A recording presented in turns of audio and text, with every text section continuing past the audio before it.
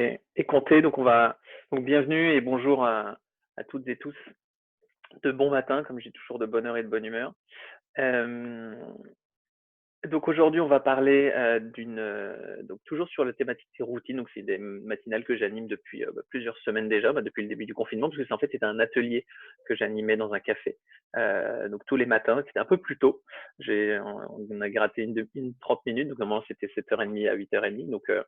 Donc toujours le matin, en fait, l'objectif c'était justement de se motiver aussi à travailler, à se réveiller, on va dire, à se lever pour parler justement des routines et la création et la mise en place de routines dans son quotidien. Donc c'est vrai qu'avec le confinement, on va dire, c'est parfait puisque justement on a ce temps-là pour travailler justement sur ce qui est important pour nous, sur qu'est-ce qu'on pourrait faire pour changer, évoluer, etc.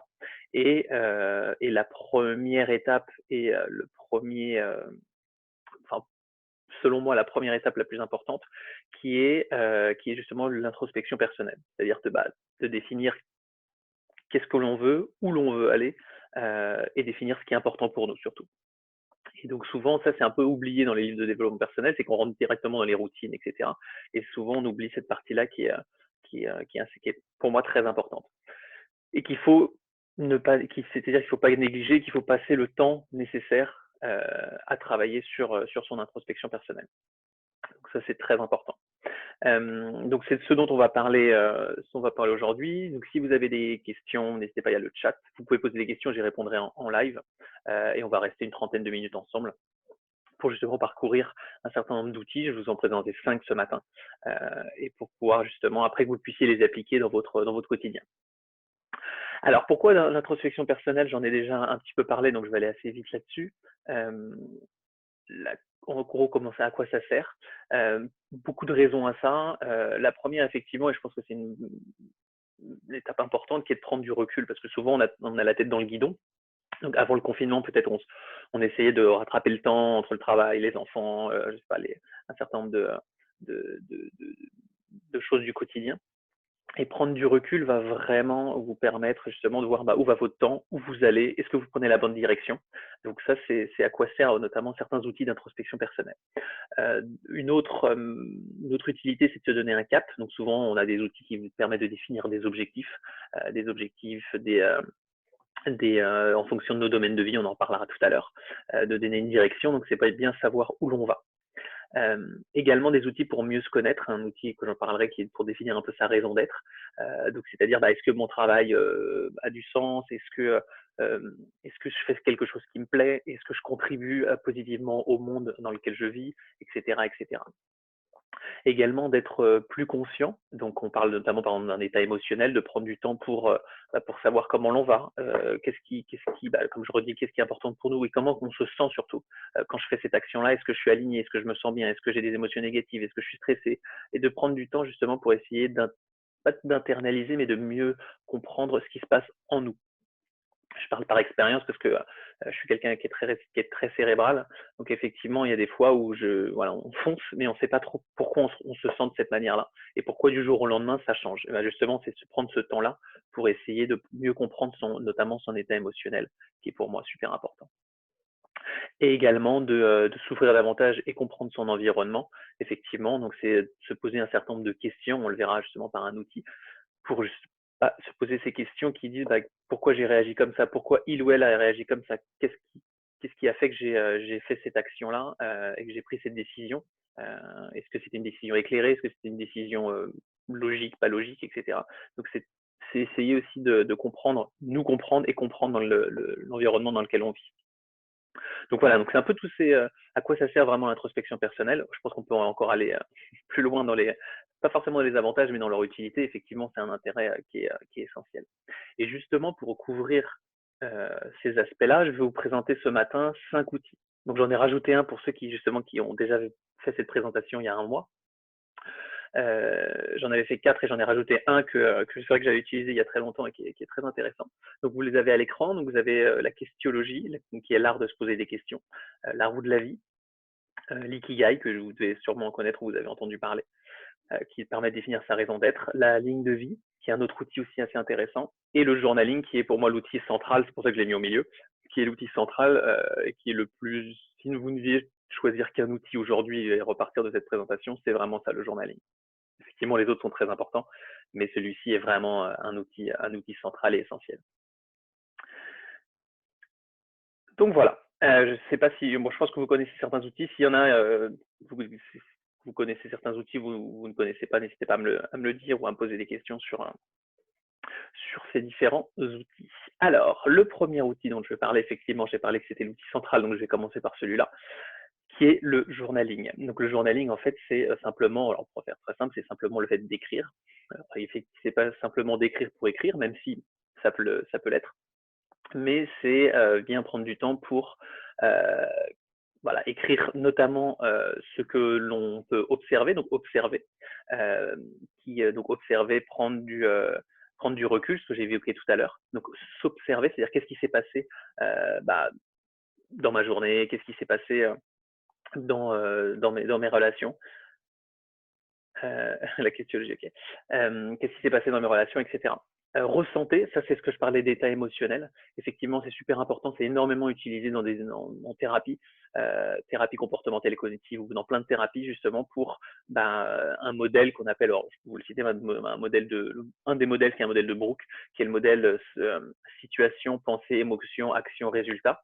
Donc, en fonction de la situation, vous avez telle pensée qui génère telle émotion, qui vous fait prendre telle action et qui vous génère tel résultat. Et donc, c'est ça, en fait, c'est comment, en fait, par une action, par une situation, quelles émotions vous avez ressenties et quel est l'impact que ça a eu dans vos décisions, dans votre quotidien. Donc, ça, c'est super important puisque souvent on ne prend pas le temps du tout par expérience de passer justement de temps de bah oui, il s'est passé tel événement et j'ai réagi de cette manière-là et ça a amené tel résultat. Et vous imaginez pas à quel point effectivement on est guidé par nos émotions puisque c'est la première étape, c'est les pensées qui génèrent des émotions. Donc bref, donc tout ça c'est des choses que vous pouvez faire en écrivant et en prenant le temps de travailler sur ça en fait, de travailler tous les jours comme une routine. Justement c'est le but de cette présentation, de travailler sur comment travailler sur ses émotions positives, négatives, etc. Et également de vivre ou de revivre le quotidien. Donc ça, j'en parlerai. Moi, je fais du journaling matin et soir. Quelques minutes, hein, c'est 5 minutes le matin et 5 minutes le soir. Donc c'est vivre le quotidien, c'est-à-dire donner le ton à la journée, comment je vais me sentir, qu'est-ce que j'ai envie d'accomplir, quels objectifs j'ai envie de travailler aujourd'hui. Donc ça, c'est ce que je me dis le matin et le soir. En revanche, c'est faire un peu une rétrospective de ma journée, dire bah, voilà, comment je me sens, quand je me suis senti, qu'est-ce qui s'est passé, etc. Donc soit par des phrases à remplir, comme je dis, soit par des questions que vous pouvez vous poser, soit par un flot de pensée qui est très bénéfique pour des personnes justement des pensées très cérébrales où le cerveau tourne à 2000 à l'heure. Donc le flot de pensée permet un peu de cracher sur papier tout ce qu'on a dans notre tête.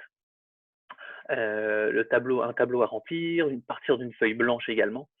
Mais c'est vrai que je vous invite vraiment et je vous mettrai si vous voulez le lien.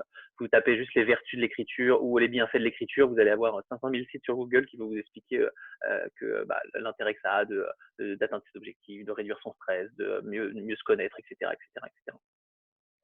Donc effectivement, c'est un outil qui est, comme je dis, la puissance de l'écriture. Je vous le dis parce que j'écrivais pas du tout avant. Enfin, on fait tout sur ordinateur maintenant. Euh, c'est vrai que je me suis remis à écrire il y a quelques années. Effectivement, c'est assez impressionnant. Donc, mais c'est à faire tous les jours.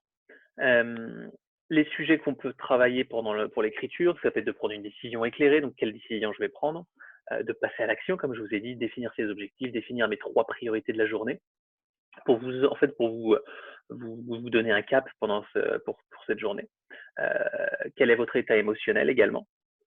Donc parce que ce que je viens de dire va partir d'une situation, quelle pensée ça a généré, quelles émotions ça vous a fait, et ensuite l'action que ça a entraîné et le résultat que ça a amené. Donc ça, c'est pour travailler son état émotionnel, positif comme négatif. Et gratitude également. Pour beaucoup d'entrepreneurs, vous voyez dans des livres de développement personnel ou d'entrepreneurs ou de personnes qui à succès ou qui réussissent parlent souvent de la gratitude, que ce soit le matin ou le soir. C'est simplement en fait pour orienter votre cerveau, pour qu'il puisse se rendre compte que on a des choses qui sont acquises dans lesquelles on ne se rend pas du tout compte. Je prends l'exemple de prendre une douche, le fait de vivre dans un pays en sécurité, même le sourire d'une personne dans la rue, etc. Enfin, c'est de remarquer en fait dans son quotidien que on peut être reconnaissant pour plein de choses. Et c'est vrai que c'est important, c'est plus au niveau du cerveau, d'essayer de reprogrammer son cerveau pour voir des choses, on va dire, positives dans son quotidien. C'est pas c'est pas comment dire, c'est pas les pensées positives, c'est juste de reconnaître que on a de la chance où les petites choses du quotidien peuvent nous apporter de reconnaissance. Voilà. Donc ça, c'est des thématiques que vous pouvez travailler pour l'écriture et les moyens, je vous en ai parlé. Je vous ai mis une petite image que je trouve assez intéressante qui est currently. Et en fait, c'est plus de la pleine conscience. Et j'ai trouvé ça intéressant que les 10 choses sur lesquelles aujourd'hui, tout de suite maintenant, vous pouvez écrire. Donc il y avait marqué currently. Donc qu'est-ce que vous écoutez, qu'est-ce que vous mangez, qu'est-ce que vous buvez, qu'est-ce que vous portez, qu'est-ce que vous ressentez, quelle est la météo, qu'est-ce que vous voulez, qu'est-ce que vous avez besoin, à quoi vous pensez et qu'est-ce que vous aimez faire. Et je trouve ça intéressant, c'est juste de se mettre sur pause 30 secondes et juste d'écrire en répondant à ces 10 questions, ces 10 thèmes. Et je trouve ça intéressant parce que, comme je vous dis, souvent on prend pas le temps de le faire, en fait, c'est tout simplement ça. De faire une pause et de dire quelle météo il fait, comment je me sens, qu'est-ce que j'ai envie, quels sont mes besoins, comment, etc., etc. Donc ça, c'est un petit exercice que j'ai trouvé une photo sur Internet, là, que je vous ai partagé. Sinon, plus simple, vous avez le 5 Minute Journal, qui est un outil utilisé par Tim Ferriss, qui est un auteur, conférencier, etc., coach, qui pour 5 minutes le matin, il écrit donc les trois autres choses de gratitude. Qu'est-ce qui va faire que cette journée sera bien, une affirmation positive de la journée ou une citation. Donc ça, c'est juste ce qu'il écrit le matin et le soir. 3 choses qui se sont passées de manière incroyable. Qu'est-ce qui s'est passé et comment j'aurais pu faire que cette journée soit encore mieux. Voilà, donc ça s'appelle 5 Minute Journal, ça porte bien son nom, c'est 5 minutes, ça existe en application, ça existe dans un petit carnet à acheter ou sinon vous le faites tout seul sur votre cahier. Voilà, donc je vous ai, voilà, c'est pour vous parler un peu de l'écriture. Je vous dis si vous avez quelque chose à mettre dans de votre routine aujourd'hui ou dès demain, c'est vraiment ça, ou dès ce soir si vous voulez. Je vous enverrai aussi la présentation. J'avais fait un template, c'est un modèle de routine quotidienne matin et soir. Donc moi, c'est ce que je faisais moi à l'époque. Maintenant que j'ai simplifié, parce que c'est quand j'ai commencé, j'avais vraiment envie de mettre en place un certain nombre de routines. Donc ça reprend un peu pas mal d'éléments de livres, du 5 Minute Journal, etc. Et c'est pareil d'écrire. Donc je l'avais imprimé, je l'avais écrit, mais maintenant je le fais sur un cahier. Donc je vous l'enverrai si vous voulez regarder ça plus en détail, si vous avez des questions dessus. Pareil, ça reprend matin et soir des choses à écrire justement sur comment s'est passée ma journée ou comment j'avais envie que ma journée se passe. Voilà, sur le journaling. Ensuite, l'autre outil, le deuxième outil, un outil très intéressant qui s'appelle la Questiologie, qui est en fait l'art de se poser des questions. Et donc en fait, c'est assez simple en soi. C'est en fait c'est ce que fait le coach en soi, hein, ce que fait un coach. C'est-à-dire qu'il vous pose des questions, parce que les réponses, en règle générale, vous les avez en vous. Et ces questiologies peuvent être sur différentes thématiques. Je ne vais pas forcément y revenir sur ça. Moi, je vais me concentrer plus sur les routines, mais ça peut être sur une réflexion personnelle. Ça peut être justement, quand je vous ai parlé sur évaluer son paramètre interne, comment je me sens aujourd'hui sur une échelle de 1 à 10. De prendre une décision éclairée. Est-ce que c'est la bonne décision? Pourquoi je prends cette décision-là? Quel impact que ça va avoir sur ma vie, sur ma famille, sur mes finances, etc. Donc en fait, c'est juste le fait de se poser des questions et notamment se poser de bonnes questions. Et quand vous tapez sur Internet, se poser les bonnes questions ou questiologie ou les questions d'introspection personnelle, vous en avez des centaines et des centaines. C'est pour ça que j'ai pas tout mis, mais je les ai essayé de regrouper par thématique. Donc vous pouvez après taper sur Internet les différentes thématiques en fonction des sujets qui vous intéressent. Pour les routines, en revanche, ce que je vous incite, puisque c'est quand même la thématique de ce matin, pour les routines, c'est poser des questions. Ça va être notamment sur ses objectifs. Donc effectivement, voilà, quels objectifs j'ai envie d'atteindre et quelle du coup routine ça va déclencher, que je vais avoir envie de mettre dans mon quotidien. Et notamment, une question importante, c'est évaluer l'importance pour soi. Donc effectivement, qu'est-ce qui est important pour moi aujourd'hui? Et notamment dans ce domaine de vie, on va voir justement la roue de la vie qui regroupe les domaines de vie. Qu'est-ce qui est important pour moi dans ce domaine de vie? Quel succès je souhaite atteindre dans ce domaine de vie? Donc les domaines de vie, c'est finances, carrière, famille, développement personnel, santé, etc. Une question que j'aime beaucoup aussi, que je vous invite à répondre, c'est quelle serait la journée idéale pour moi maintenant? Donc, qu'est-ce qu'aujourd'hui ou demain votre journée idéale? Et également faire le même exercice bien détaillé, quelle serait votre journée idéale dans 10 ans? C'est une coach américaine qui a posé cette question et de répondre à plein de questions. Dans 10 ans, comment vous vous sentez? Donc, quel état émotionnel vous voulez être? Qui vous voulez être? Avec qui vous voulez être? Essayez de se projeter en fait et d'imaginer votre journée idéale tout simplement pour voir justement si, dans vos différents domaines de vie comment vous réagissez, comment vous vous sentez, qu'est-ce que ça vous provoque, qu'est-ce que ça provoque chez vous. Donc ça, c'est une question qui est intéressante. Et si j'atteins cet objectif, comment je vais me sentir? Effectivement, on se fixe plein d'objectifs, mais on ne se rend pas compte. On appelle ça des objectifs écologiques, c'est-à-dire des objectifs qui m'impactent moi personnellement, mais impactent aussi l'environnement, ma famille, mes amis, euh, mon entourage au niveau du travail, etc. Donc comment je vais me sentir si j'atteins cet objectif-là? Positif, négatif, et comment vous le ressentez en fait. On ne rentre pas dans la visualisation, ce genre de choses, parce que c'est pas le sujet, mais effectivement, c'est déjà quand vous posez ces questions-là, globalement, c'est ce que vous posera un coach, mais beaucoup pour avoir été coaché par plusieurs coachs. Effectivement, c'est des questions, un, qu'on ne se pose pas ou qu'on n'a pas envie de se poser, et deux, ça vous permet justement de réfléchir et de travailler sur ça.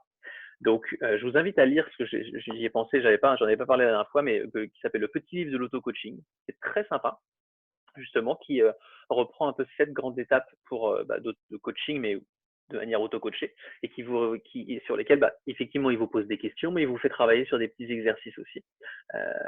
Assez simple. Encore une fois, ça ne remplace pas un coach, hein, par expérience, mais vu la période en ce moment, ça vous permet de prendre du temps et de travailler sur vous et de répondre justement à un certain nombre de questions que soit vous n'avez pas forcément l'idée de vous poser ou vous n'avez pas forcément envie de vous poser.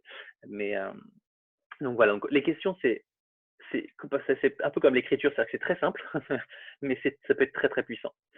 Puisqu'on va taper, on va chercher dans notre subconscient qui lui en réglera là les réponses.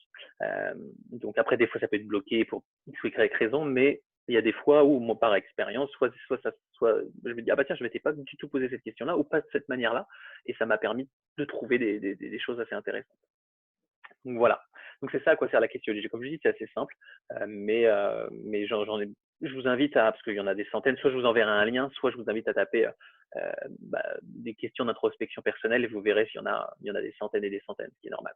Après, des bonnes questions, il faut voir celles qui vous impactent et celles qui vous fait réfléchir et celles qui vous génèrent quelque chose. Soit une émotion, soit genre, oh, c'est un peu difficile, bah tiens, je vais essayer de travailler dessus. C'est un peu ça l'idée.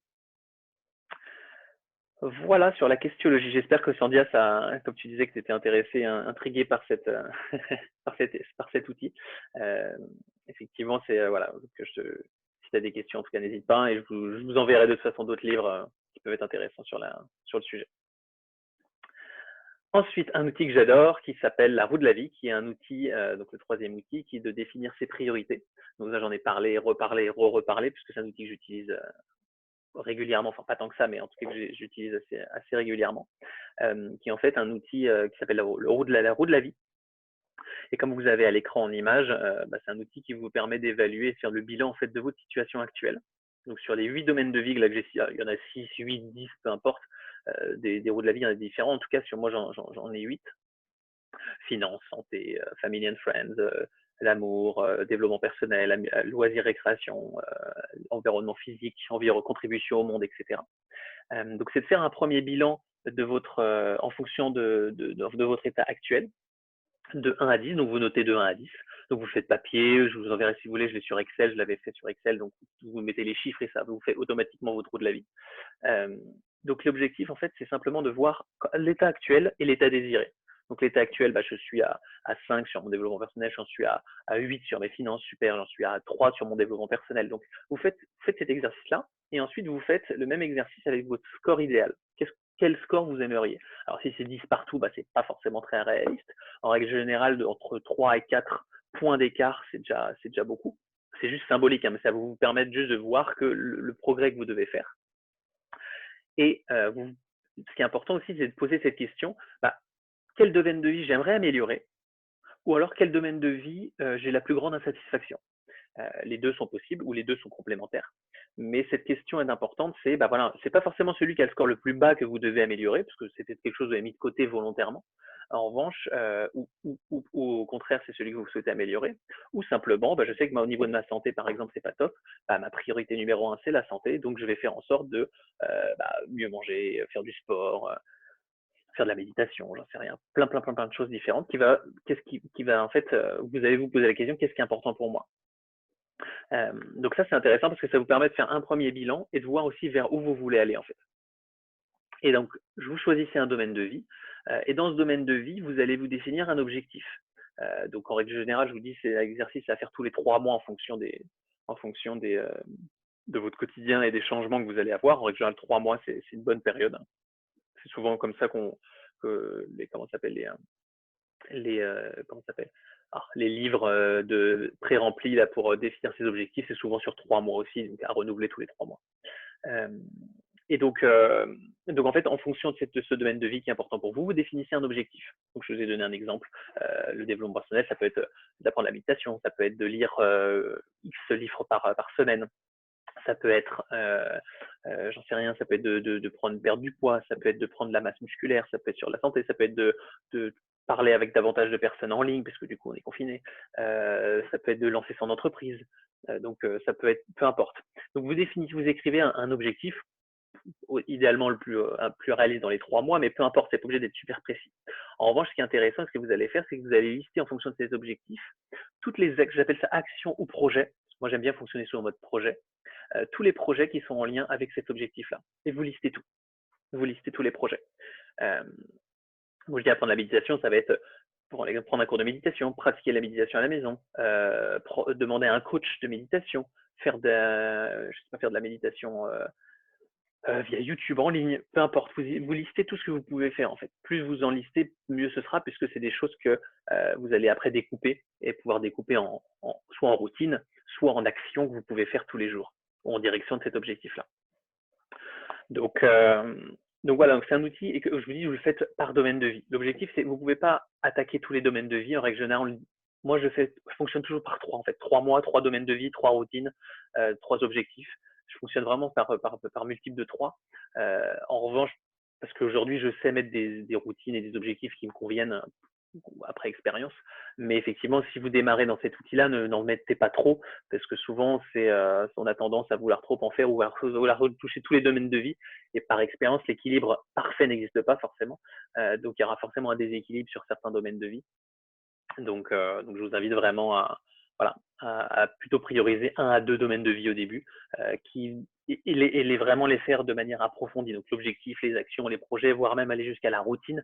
Ça, on en reparlera dans les prochaines matinales, mais de définir en fonction de l'action et du projet, vraiment qu'est-ce que je peux faire tous les jours pour atteindre ou aller en direction de mon objectif. Donc voilà, donc ça c'était la roue de la vie. Je passe assez vite déjà parce que le temps passe à une vitesse folle, mais de toute façon vous aurez également la présentation. Donc un exercice, je vous dis à faire idéalement par écrit, je réinsiste, mais faire par écrit, vous dessinez si vous voulez le dessiner, sinon vous faites le petit tableau comme j'ai fait, et ça prend, je vous dis, ça prend quelques heures maximum, mais ça vous donne vraiment une belle idée, une belle image de votre situation actuelle et de là où vous voulez aller. Un autre outil qui est donc le 4e, si je ne m'abuse, donc qui est l'ikigai, qu'on entend beaucoup parler, qui est de trouver sa raison d'être, utilisé par notamment beaucoup d'entrepreneurs à leur démarrage. Donc c'est sur 4 sphères, qui est la première, qui va être ce que j'aime faire. L'autre, c'est dans quoi je suis bon, sur quoi je peux être, ce pourquoi je peux être payé, et ce dont le monde a besoin. Et en fait, à l'intersection de chaque sphère, vous allez retrouver la passion, la mission, la profession et votre vocation. Donc c'est un outil un peu théorique, mais qui a l'avantage je vous dis, de faire un peu le bilan entre de ce que vous aimez. Donc je vous ai mis ces petites questions sur la gauche. Quel aspect de votre vie vous fait vraiment vous sentir vivant? Qu'est-ce que vous aimez faire? Sur quoi vous pouvez passer du temps sans vous en rendre compte? Quelque chose qui est un peu lié à votre passion, justement, qui est l'intersection entre ce dans quoi je suis bon. Votre talent, qu'est-ce que vous réussissez naturellement, sans grand effort. Voilà, des choses ça peut être des mots-clés, ça peut être des phrases, je vous enverrai davantage de questions si vous voulez creuser un peu dans cet outil-là. Donc, ce que j'aime faire, ce dans quoi je suis bon, donc ça peut être professionnel comme personnel, ça peut être des qualités, ça peut être des valeurs, ça peut être votre manière d'agir, etc. Ça peut être plein de choses. Quelle cause vous défendez ou vous voulez défendre, donc ça c'est ce dont le monde a besoin. Donc pourquoi donneriez-vous votre vie? Qu'est-ce qui vous rend triste? Quel changement voudrez-vous apporter dans le monde? Euh, donc en fait c'est la citation qui est assez connue de Gandhi, c'est soit la personne, c'est quoi? Soit le changement que tu veux voir dans le monde. Donc effectivement, c'est si le changement n'est pas comme tu le souhaites, bah, qu'est-ce que toi tu aimerais apporter en fait?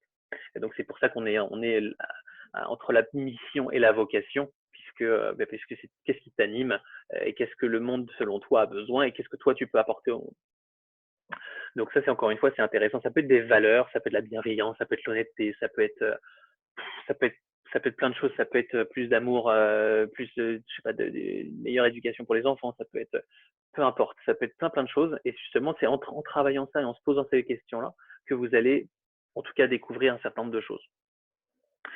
Quelle valeur vous pouvez apporter aux autres. Donc c'est ça c'est pourquoi vous pouvez être payé. Donc quel service pourriez-vous apporter qui apporte une réelle valeur aux autres, une solution, pourquoi pourriez-vous être payé en fait et sur quoi vous pourrez être payé. Par exemple, je prends l'exemple d'un coach, c'est d'accompagner ses clients à l'atteinte de ses objectifs par exemple. Donc lui il peut être payé à écouter, conseiller, accompagner. Si c'est juste une personne qui fait du développement informatique, s'il peut être payé sur la création de sites internet, ça peut être sur, je sais pas, ça peut être sur du conseil justement dans la création de sites internet, ça peut être dans du graphisme, etc., etc. Donc vous voyez un peu l'idée. L'idée c'est voilà, c'est d'essayer de trouver ces croisements ensuite de passion, mission, vocation et profession. Donc ça c'est un outil qui est assez intéressant comme je vous dis. Donc c'est pour trouver sa raison d'être. C'est quelque chose qui c'est un peu c'est pas quelque chose qui vous dire enfin je vous le souhaite que ça soit Eureka, j'ai trouvé ce que je voulais faire. Moi ça n'a pas été le cas. En tout cas ça m'a permis simplement de quand je relis mon Ikigai il y a d'un an et que je le refais encore aujourd'hui, il n'y a pas eu tant de différence que ça. Il y en a eu un petit peu, mais pas tant que ça. Donc ça vous permet en fait d'aller chercher au fond de vous vraiment des choses qui sont des valeurs profondes notamment, ou des choses qui vous animent, même si votre quotidien et votre environnement change, votre Ikigai changera pas forcément radicalement en fait. Donc ça c'est intéressant de travailler sur cet outil-là. Je l'ai utilisé notamment par les entrepreneurs pour trouver leur raison d'être et travailler sur quelque chose qui pour eux les anime et qui leur vocation sera ou leur mission de vie sera celle-là. Donc voilà, je vous enverrai de toute façon les questions, un exemple quand je vous ferai la présentation. Je rajouterai une slide. Donc voilà pour la raison d'être. Et le dernier outil, ça tombe bien, on est dans les temps puisqu'il reste moins de 10 minutes, qui est la ligne de vie, qui est en fait un outil qui vous permet de raconter votre histoire de vie. Donc encore une fois, c'est pas mal utilisé par les entrepreneurs ou pour justement raconter leur histoire, comment ils ont démarré, comment ils ont lancé le projet et où ils veulent aller. Donc ça, la ligne de vie, ça c'est assez intéressant. Donc c'est une ligne temporelle. Donc là, vous la créez un peu. Il y a pas de règle particulière. Vous créez un peu votre ligne de vie comme bon vous le semble, parce que c'est personnel, mais c'est intéressant. Je vous dis soit papier, soit la personne en exemple l'a fait sur ordinateur, peu importe comment vous la faites, mais c'est de prendre du temps pour de votre naissance, quels ont été vos événements vitaux, les événements qui ont été marquants. Donc ça soit votre naissance, que ce soit le couple, que ce soit le mariage, que ce soit une maison, j'en sais rien. Des choses qui ont été marquantes pour vous, la naissance d'un petit frère ou peu importe. Donc ça, c'est de mettre ça sur votre ligne du temps de votre naissance. Ensuite, les événements significatifs, donc les déménagements, les fins d'études, les différents voyages, les expatriations, un nouvel emploi. Pareil, vous mettez tout ça sur votre ligne. Vous pouvez utiliser des couleurs différentes, ce qui est proposé, ce qui est recommandé. Si vous voulez faire quelque chose de très développé, ça peut être quelque chose avec 5-6 étapes, ou d'autres personnes, comme on peut voir sur Internet, des gens qui s'appellent les Draw My Life, donc des personnes qui dessinent complètement leur vie. Donc ça, c'est une autre manière de faire. Je vous dis, ce qui est intéressant, c'est que la forme importe peu, au contraire, même si vous voulez faire des trucs très créatifs, tant mieux parce que vous allez passer plus de temps à vous raconter votre propre histoire. Mais sinon, je vous dis, le fond est important, c'est-à-dire de mettre vraiment les événements qui ont été marquants, les événements significatifs, et notamment les moments de transition ou de pause, donc des moments un peu plus difficiles, que ce soit une perte d'emploi, une séparation, un choix de carrière qui était difficile puisque ça a nécessité un impact important sur votre vie, donc de déménagement, bref, ce genre de choses. Et donc ça, c'est voilà, c'est ce qu'on appelle la ligne de vie. Donc c'est un outil très intéressant qui, je le conseille de le faire de manière un peu imagée. Donc on n'est pas sur un vision board comme on peut un vision board. Donc c'est de mettre sur un tableau un certain nombre d'images qui nous projettent vers l'avenir. Là, la différence, c'est que c'est un peu la même chose, mais c'est plutôt vers le passé. Et donc, c'est vrai que je vous conseille de faire sous forme d'image, sous forme de dessin, puisque ça va vous permettre aussi de réfléchir aussi et de prendre conscience de tout ce qui s'est passé aussi dans votre vie et prendre le temps de l'analyser. Donc, c'est tout l'intérêt de cette ligne de vie. Cette ligne de vie peuvent être uniquement pour le passé, mais j'ai vu des lignes de vie qui vous mettez au présent et vous faites le passé et vous faites également le futur. Voilà. Donc ça peut être une ligne de vie qui s'étend sur un chemin beaucoup plus long. Mais là aujourd'hui c'est un outil d'introspection personnelle, donc je me suis arrêté et je me suis concentré vraiment sur le passé. Je vous enverrai également, il y a une liste de questions à se poser pour, encore une fois, la christologie, mais une liste de questions à se poser pour raconter son histoire de vie. Donc, ça reprend un peu les événements que je vous ai dit là. Donc, quels sont les faits marquants dans ma vie? Qu'est-ce qui s'est passé? Quel impact que ça a eu? Enfin bref, essayez de creuser un petit peu tout ça pour, pour que vous puissiez prendre conscience de certaines de choses, notamment sur votre façon, peut-être de ce que ça a impacté aujourd'hui ou ça va impacter votre futur dans votre carrière, dans vos différents domaines de vie. Voilà. Donc ça, c'est un outil qui est intéressant. Je dis qui peut prendre 5 minutes si vous faites quelque chose de simple ou qui peut prendre plusieurs jours si vous voulez, comme certaines personnes, faire vraiment quelque chose de beaucoup plus développé. Et je vous dis, ça sera toujours utile parce que votre histoire de vie, elle est là. Donc en fait, plus vous la développez, plus vous l'enrichissez, plus ça peut être potentiellement intéressant de s'y replonger de temps en temps si besoin, mais surtout si vous voulez, je vous dis, soit créer votre entreprise, soit dans votre vie, il y a des choses qui se passent et vous revivez des choses désagréables et autres, essayez de voir justement cette ligne de vie, comment vous avez potentiellement surmonté ces événements-là ou surmonter ces, euh, ces périodes de transition ou de crise, on peut appeler. Voilà. Donc j'en ai fini 5 outils, donc c'est quand même pas mal, hein. Si j'avais un conseil à vous donner, c'est de faire, de commencer les outils dans l'ordre inverse que je vous ai fait cette présentation, c'est-à-dire de commencer par sa ligne de vie qui potentiellement reprend les éléments du passé, et puis de faire l'ikigai parce qu'on retrouve aussi un certain nombre de choses de sa ligne de vie pour ensuite redéfinir ses priorités, commencer à nous donner un cap vers là où on veut aller. Se poser notamment les bonnes questions, puisque en se posant, en allant vers une direction, est-ce que c'est la bonne direction? On continue à creuser, à définir vraiment et affiner nos objectifs et nos actions, pour ensuite, je vous dis la puissance de l'écriture, d'écrire tout ce que vous faites, de finir vraiment par l'écriture qui est essentielle. Voilà. Donc, voilà, donc j'en ai fini pour ce matin. J'espère que ça vous a plu. Je ne sais pas si vous avez des questions ou si vous avez déjà mis ces outils en place dans votre quotidien. Je vous dis, il y en a quelques-uns et ils sont potentiellement, il y en a plus, hein, mais c'est vrai, c'est 5. J'en ai rajouté un de la ligne de vie parce que ça rajoute encore quelque chose de plus, quelque chose d'assez simple. Par quoi commencer? Je trouve que c'est un des plus simples par lesquels commencer. Et puis de vraiment continuer votre introspection personnelle. L'objectif, je vous dis dans plein de mes présentations, c'est pas la connaissance, mais c'est l'action. Donc tout ça, ça ne fonctionnera que si vous le faites en fait. Donc même si vous le faites que 5 minutes ou 10 minutes, ça sera toujours plus utile que de se dire ouais je connais, il y a une personne sympa qui m'a présenté 5 outils, ok c'est cool, mais moi, ce que j'aimerais et ce qui peut être intéressant, c'est que vous me partagiez vos retours d'expérience en fait. C'est plus ça qui me plaît et c'est ce que je vous partage aussi parce que tous les outils que je vous présente, c'est des outils que j'ai utilisés, que ce soit dans ma vie personnelle ou dans ma vie professionnelle aussi. La ligne de vie, je l'ai refait, j'ai fait ma ligne de vie pro, donc super intéressant aussi. Donc voilà, donc je vous invite vraiment à vraiment les tester Et puis, je vous dis, n'hésitez pas à me faire un retour d'expérience, donc soit par mail, soit par Meetup, soit sur le groupe Slack. Je vous enverrai de toute façon la présentation. Et comme ça, vous pourrez me dire, justement, des personnes partagent un peu leur retour d'expérience et on fait tous les dimanches aussi un, comment ça s'appelle, un petit retour d'expérience de comment s'est passée la semaine. Moi, j'adore ça. Donc voilà. Donc c'est aussi l'objectif. C'est comme je vous dis, c'est pas la connaissance, c'est l'action. Donc voilà, utilisez tous ces outils, travailler dessus, tester pour voir si ça marche pour vous. C'est du développement personnel, donc c'est un peu test and learn. L'objectif, c'est de toute façon, si vous le faites, vous ferez toujours plus que des personnes qui ne font rien. Donc voilà, donc, faites-vous plaisir.